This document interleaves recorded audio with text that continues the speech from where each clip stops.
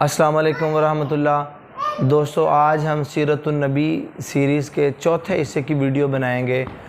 اور اس طرح نبی کریم صلی اللہ علیہ وسلم کے والد حضرت عبداللہ اور حضرت آمنہ کی شادی ہو گئی۔ حضرت آمنہ فرماتی ہیں کہ جب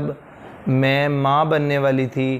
تو میرے پاس ایک فرشتہ انسانی شکل میں آیا اور اس نے مجھے خوشخبری دی اور بشارت دی کہ آپ نبی آخر الزمان کی ماں بننے والی ہیں، آپ اس قوم کے سردار کی ماں بننے والی ہیں۔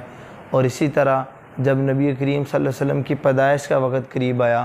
تو وہی فرشتہ دوبارہ میرے پاس خوشخبری اور بشارت لے کر آیا، اور اس نے مجھے کہا کہ آپ اس قوم کے نبی، اس قوم کے سردار اور آخری نبی کی ماں بننے والی ہیں، وہ بڑا برکتوں اور رحمتوں والا ہوگا۔ حضرت آمنہ نے ایک دفعہ حضرت حلیمہ سے فرمایا کہ جب یہ بیٹا میرے شکم میں آیا تو مجھے بالکل تھکن نہیں ہوتی تھی، میرے اوپر میرا جسم بالکل بھاری نہیں ہوتا تھا، بالکل ہلکا اور بالکل لطیف رہتا تھا۔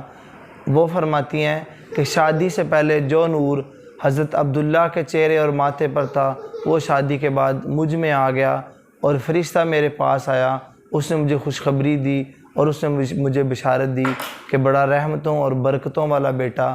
آپ کے گھر آنے والا ہے۔ اسی طرح نبی کریم صلی اللہ علیہ وسلم سے صحابہ نے پوچھا کہ آپ اپنے بارے میں بتائیں، تو آپ نے فرمایا کہ میں اپنے والد حضرت ابراہیم علیہ السلام کی دعا ہوں، اپنے بھائی حضرت عیسیٰ علیہ السلام کی بشارت اور خوشخبری ہوں، اور حضرت عیسیٰ علیہ السلام نے اپنے ماننے والوں کو یہ بتایا کہ میرے بعد ایک نبی آئیں گے جو آخری نبی ہوں گے، اور اس کا تذکرہ قرآن مجید میں بھی آیا۔ حضرت عیسیٰ علیہ السلام نے آپ کا نام احمد بتایا، اور آپ کے بعد، آپ سے پہلے جتنے لوگ تھے، حضرت عیسیٰ علیہ السلام کے بعد اور نبی کریم صلی اللہ علیہ وسلم سے پہلے جتنے لوگ تھے، جتنی قومیں تھیں، ان میں یہ بات اور یہ تذکرہ ہوا کرتا تھا کہ ایک آخری نبی احمد کے نام سے آنے والا ہے۔ جب فرشتہ حضرت آمنہ کے پاس آتا، ان کو خوشخبری اور بشارت دیتا، تو وہ بھی بتاتا کہ آپ کے ہاں ایک بیٹا پیدا ہوگا جو نبی ہوگا، جس کا نام تورات اور انجیل میں احمد ہوگا۔ احمد لکھا ہوا ہے، آسمانوں اور زمینوں کی تمام مخلوقات اس کی تعریف کرتی ہے۔ اور ساتھ میں فرشتے نے حضرت آمنہ کو یہ بھی کہا کہ آپ اپنے اس بیٹے کا نام محمد رکھنا، اور جب وہ پیدا ہو جائے تو اس کے لیے اللہ سے پناہ مانگنا، ہر شر سے، ہر برائی سے، اور اس کو اللہ کی پناہ میں دے دینا۔ نبی کریم صلی اللہ علیہ وسلم کی آمد کی بشارت جتنے انبیاء آئے وہ سب دیا کرتے تھے۔ حضرت عیسیٰ علیہ السلام وہ آخری نبی تھے جنہوں نے حضور اکرم صلی اللہ علیہ وسلم کے آنے کی بشارت دی،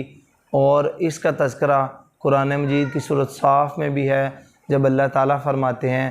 کہ حضرت عیسیٰ علیہ السلام نے اپنی قوم یعنی بنی اسرائیل سے فرمایا کہ میں تورات کی تصدیق کرنے والا ہوں جو کہ مجھ سے پہلے آئی، اور میں اپنے بعد آنے والے نبی حضرت محمد کی بشارت دینے والا بھی ہوں۔ تو چونکہ نبی کریم صلی اللہ علیہ وسلم کا تذکرہ ان کے آنے سے پہلے ہوتا تھا، اور ان کی آنے کی نشانیوں میں سے ایک نشانی یہ بھی تھی کہ نبی کریم صلی اللہ علیہ وسلم کے آنے سے پہلے ان کے والد کی وفات ہو چکی ہوگی،